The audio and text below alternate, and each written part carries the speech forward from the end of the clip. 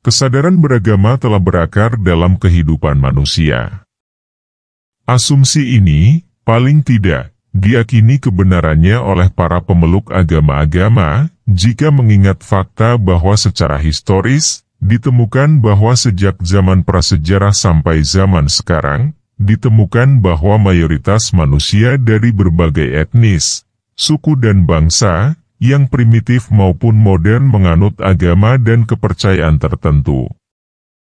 Ada yang masih memeluk agama-agama primitif, seperti dinamisme, animisme dan politeisme.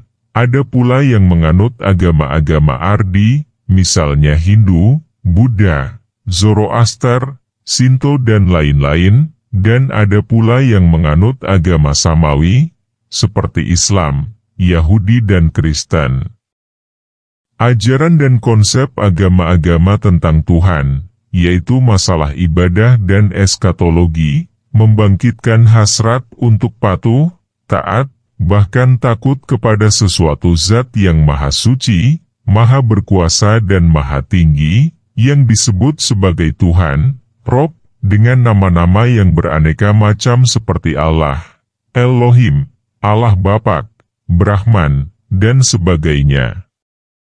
Agama menghendaki kesaksian, komitmen, dan keyakinan para pemeluknya akan adanya hubungan spiritual antara manusia sebagai hamba Tuhan, dan Tuhan sebagai Zat Maha Kuasa, Rob yang telah menciptakannya.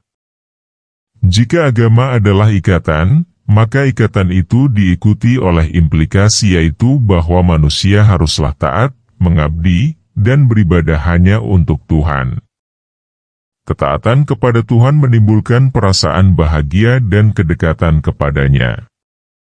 Sebaliknya, keingkaran dan melanggar perintah dan larangan Tuhan akan dibalas dengan ganjaran azab, sesuatu yang menimbulkan kegelisahan dan keresahan bagi para pelakunya. Azab bagi agama Buddha adalah perbuatan yang buruk dengan karma buruk, dan menyebabkan pelakunya terjebak dalam lingkaran kelahiran terus-menerus atau disebut reinkarnasi. Pertanyaan yang selalu menjadi pembahasan para ahli sejarah agama-agama adalah dari manakah dan bagaimanakah asal-muasal agama-agama itu bermula? Siapakah yang menciptakan agama-agama itu? Manusiakah atau Tuhan? Ada dua teori tentang asal-usul agama. Yang pertama adalah meyakini bahwa agama terjadi lewat evolusi, yang sejalan dengan evolusi fisik dan pemikiran yang dialami manusia.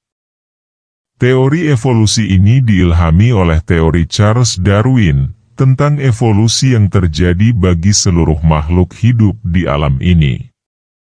Dalam rentang waktu ribuan bahkan jutaan tahun. Grant Allen, mengikuti Herbert Spencer, mengira bahwa agama itu timbul dari penyembahan nenek moyang. Dalam bukunya yang berjudul The Evolution the Idea of God, dia menelusuri 3 konsepsi manusia tentang mati. Pada taraf pertama, perbedaan antara hidup dan mati tiada lain hanya sakit dan tidur. Pada taraf kedua, kematian itu dianggap sebagai kenyataan lahiriah, tetapi hal itu masih dianggap sementara saja. Pada taraf ketiga, roh itu dianggap sebagai makhluk yang berbeda dengan jasad, di mana roh itu tetap dalam satu bentuk yang terpisah dan samar-samar. Grant Allen menyimpulkan bahwa ide tentang Tuhan lahir pada taraf kedua dan ketiga, ketika hantu arwah nenek moyang yang sudah mati mulai dipuja sebagai dewa-dewa penunggu rumah dan hantu-hantu dari kepala suku, atas penguasaan mereka sebelum mati. Belakangan dengan timbulnya kerajaan, maka timbullah konsepsi tentang Yang Maha Kuasa, dan politeisme, kemudian berkembang menjadi monoteisme.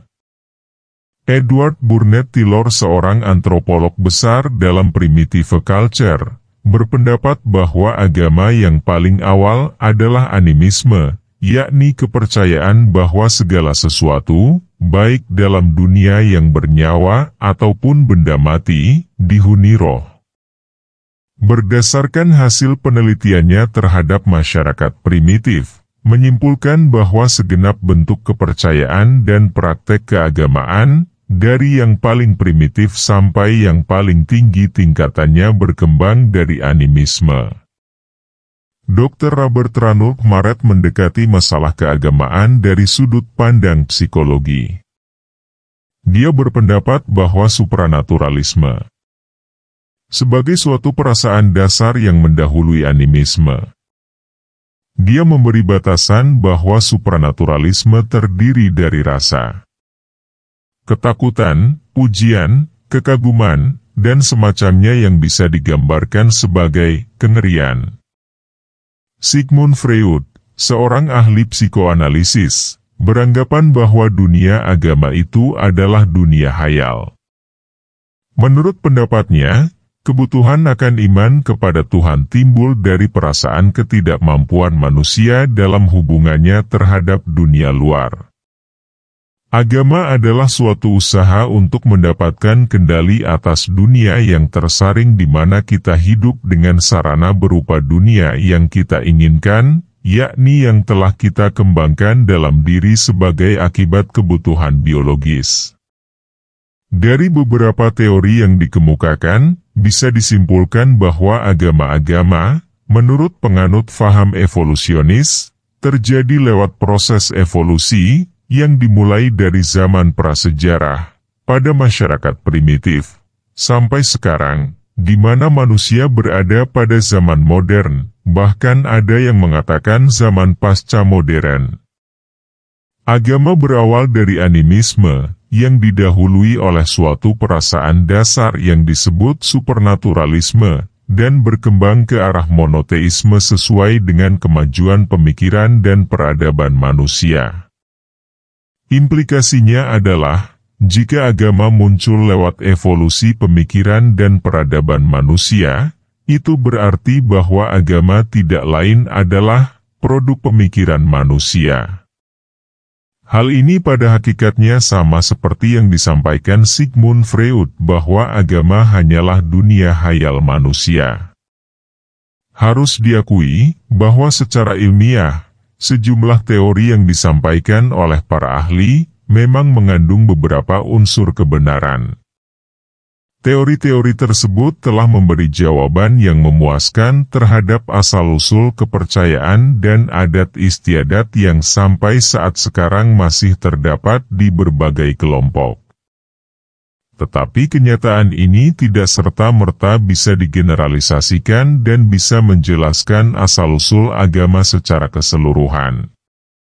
Banyak kepercayaan dan praktek-praktek keagamaan yang asal-usulnya, baik diambil secara individual maupun kolektif, tidak bisa diterangkan secara demikian.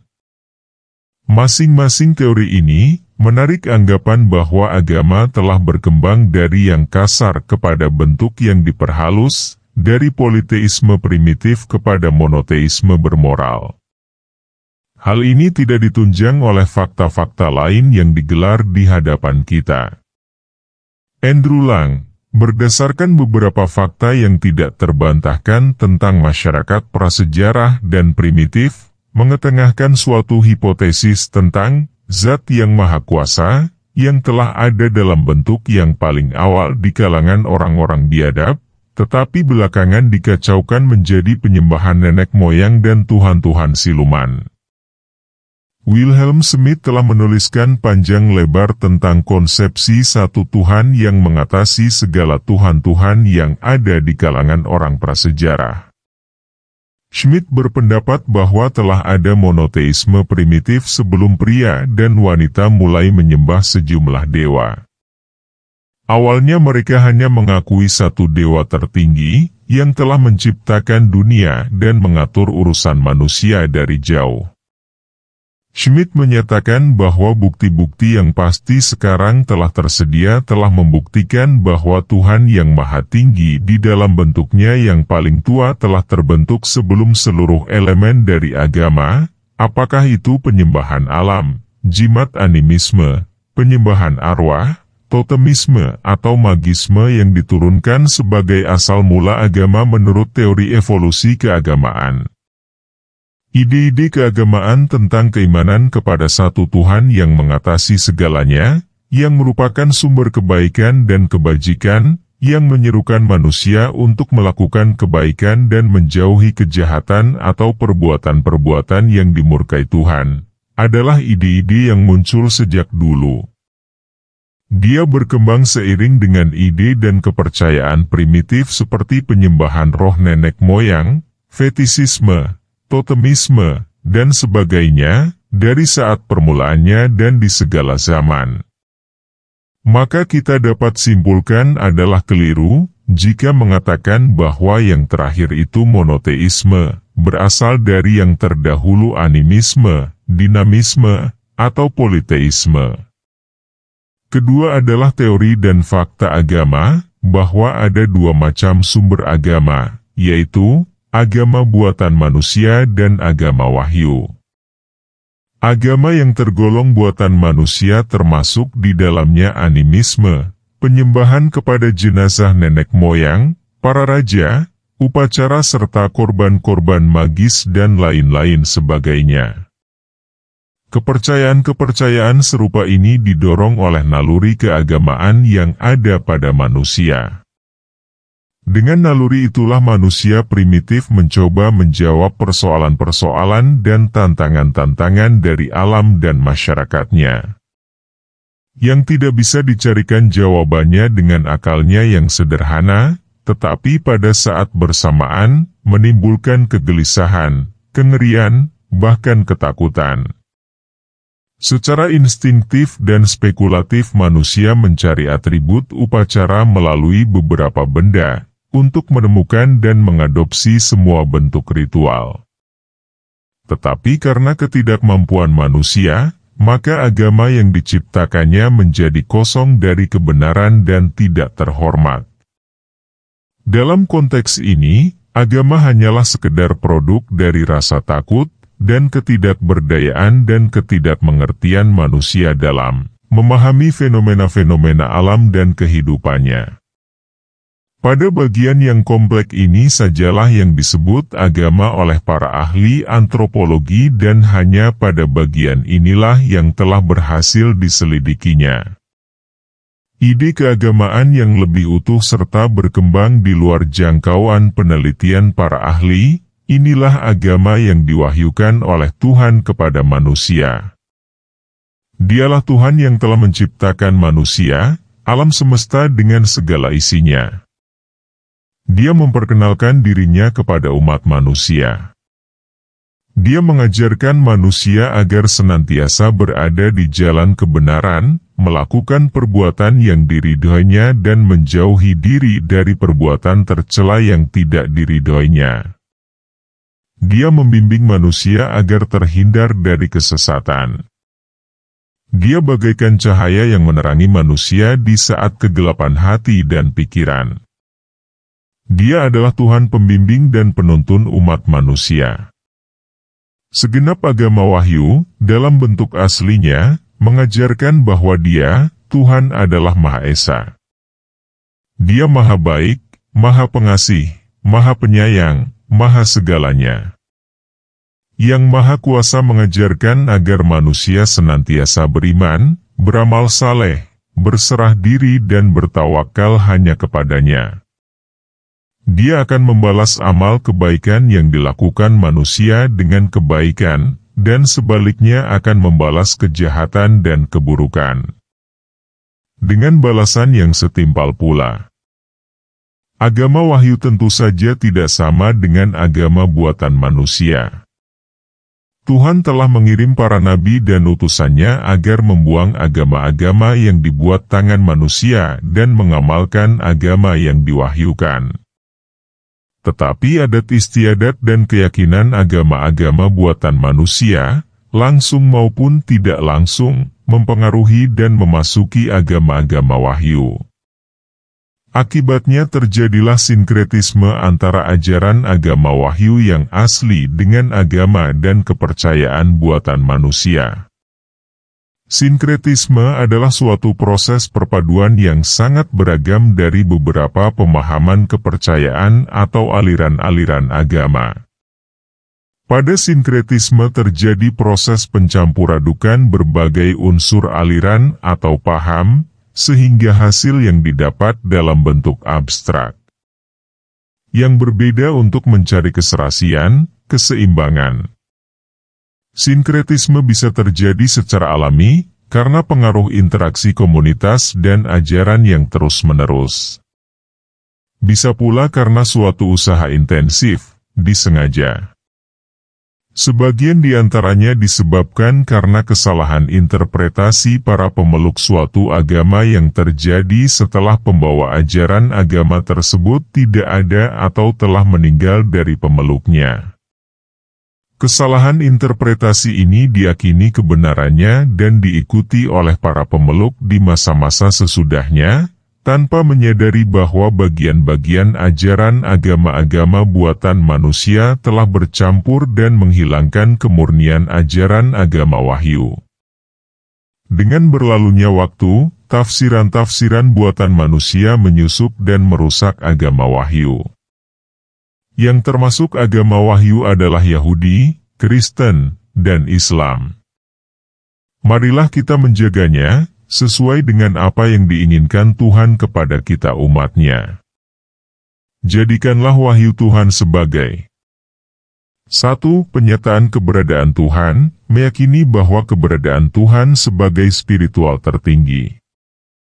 2. Petunjuk moral dan etika, yang memberi petunjuk tentang cara hidup yang benar, etika, dan nilai-nilai moral. Ini bisa termasuk perintah-perintah tentang bagaimana manusia seharusnya berperilaku dan bersikap terhadap sesama. 3. Pemeliharaan tradisi keagamaan. Wahyu bisa digunakan untuk memelihara tradisi keagamaan tertentu, termasuk upacara-upacara, praktek-praktek ibadah, dan hukum-hukum agama. 4. Panduan spiritual, yang memberikan panduan tentang hubungan individu dengan Tuhan atau alam semesta. Ini mencakup ajaran-ajaran tentang ibadah, doa, dan praktik spiritual lainnya. 5. Pertumbuhan rohani dan kebijaksanaan, pemahaman yang lebih dalam tentang Tuhan, dan pertumbuhan rohani kita. 6. Mengatasi krisis, konflik atau tantangan dalam kehidupan kita. 7. Pengajaran tentang kehidupan setelah kematian, apakah wahyu mengandung pengajaran tentang apa yang terjadi setelah kematian fisik dan nasib akhir jiwa manusia, yaitu kehidupan kekal.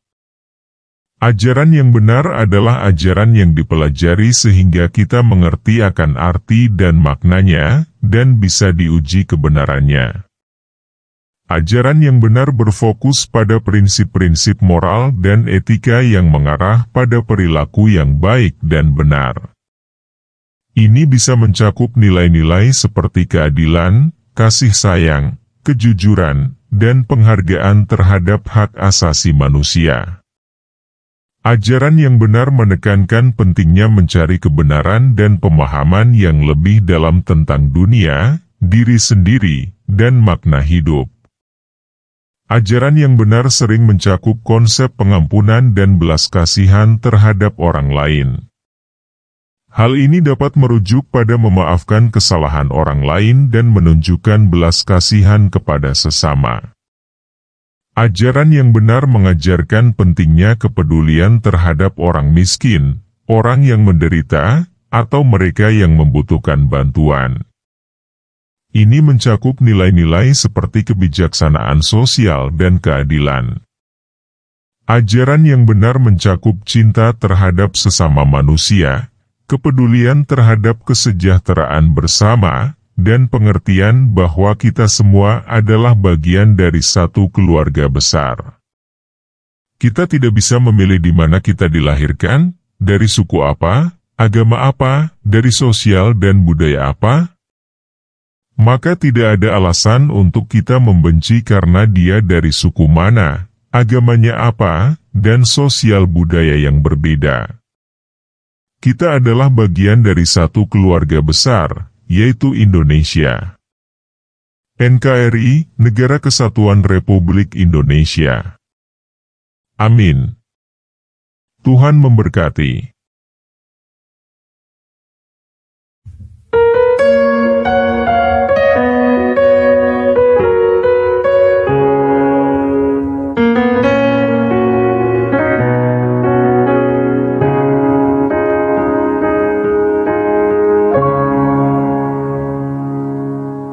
Saat ku menutup mata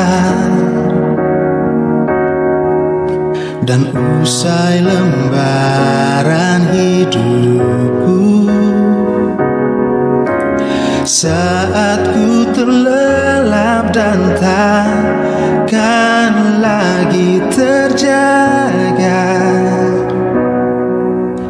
kasih-Mu selalu milikku. Saat nafasku terhenti di akhir perjalananku, hanya diri-Mu yang selalu memegang tanganku dan membangkitkan aku. Dan ku kan hidup bersama-Mu, takkan pernah ada air mata, karena diri-Mu selalu di sisiku. Maka jiwaku pun tenang.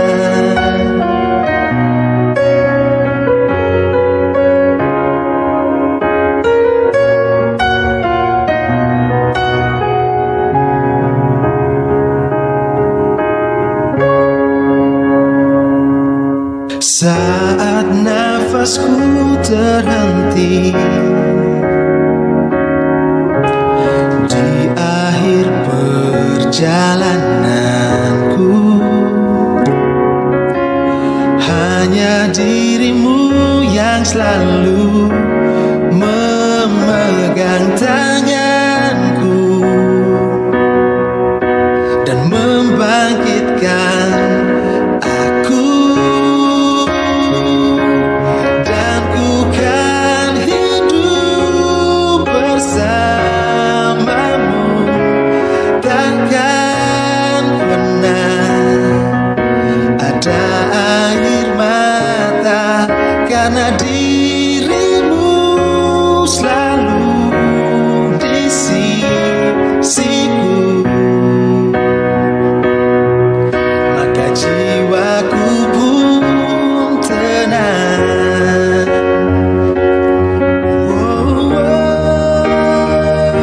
And I will step into eternity with You, my King, without any tears falling, 'cause I know Your love is always there for me. My soul rests in You, and I will step into eternity with You, my King, without any tears falling, 'cause I know Your love is always there for me. My soul rests in You, my God. My soul rests in You, my God.